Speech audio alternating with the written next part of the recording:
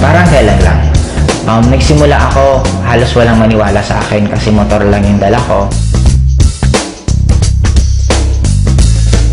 And lahat ng kaibigan ko pinagtatawanan ako kasi wala pang networking company na meron taga Bicol na kumita. Pero after 4 years, sobrang grabe ng blessing na binigay sa akin. 4 years, 4 na sasakyan. First car ko is Honda Civic, second car ko is Montero Sport, third car ko is sobrang guwapo ng sasakyan kasi 2-door siya na Accord na kung nanonood ka ng Fast and the Furious, halos magkamukha yung sasakyan na yun. Pang fourth car ko, normally halos ito yung nagiging ultimate goal eh. Fourth car ko is Hummer. Na ang kagandahan dito, may maliban lang kasi since ang taas ng gas consumption ng Hummer, binigyan pa ako ng in-global ng bonus na profit sharing na worth 600,000. 5, 7, 5,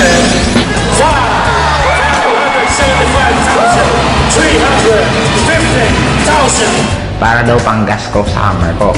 And ang pinaka naging blessing sa akin this year, kasi binigay pa sa akin ng AIM, yung isa sa pinaka-pangarap ko, yung makakita mismo ko at makahawak ng snow. Nakapunta kami for 12 days sa United States, all expense paid, ni piso wala akong ginastos. Ang ginawa lang namin doon, walang iba kundi kumain, mag-shopping, mamasyal, sobrang sarap ng buhay. And ang nagiging blessing sa akin ngayon, hindi lang ako yung kumikita. Kasi within this year alone, 10 sa taga Bicol ang nagkaroon ng first car nila. And I already created more than 30 millionaires under me. Ang isa sa pinaka-nasarapan ko sa In-Global, kung ako tatanungin mo bakit In-Global ang kinakareer ko, kasi ang dami kong choice kung ano yung pwede kong gawin na opportunity or pwede kong anong gawin na ibang bagay.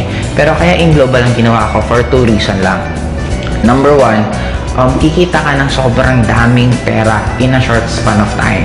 Right now, I'm already earning 7 figures per month. And by next year, I'm sure kikita ako ng nasa 8 figures per month. Ang pinaka-bottom line sa akin, hindi lang yung pera, pero yung magkakaroon ka ng lots of time para i-spend mo sa loved ones mo. Kasi for me, yun naman talaga ang pinaka-essence ng buhay. Money, importante, pero ang pinaka-importante sa lahat is hindi ka mawala ng time para sa loved ones mo. Kaya kung ikaw yung tipong tao ngayon na namumroblema ka ng pamasahe mo, namumroblema ka ng tuition ng anak mo, namumroblema ka ng kuryente, namimiss mo yung mga pamilya mo kasi nasa malayo kang lugar na ginagawa mo yun para ka lang kumita, meron ngayon na isang In-Global na kaya nang ibigay lahat ng pinapangarap mo.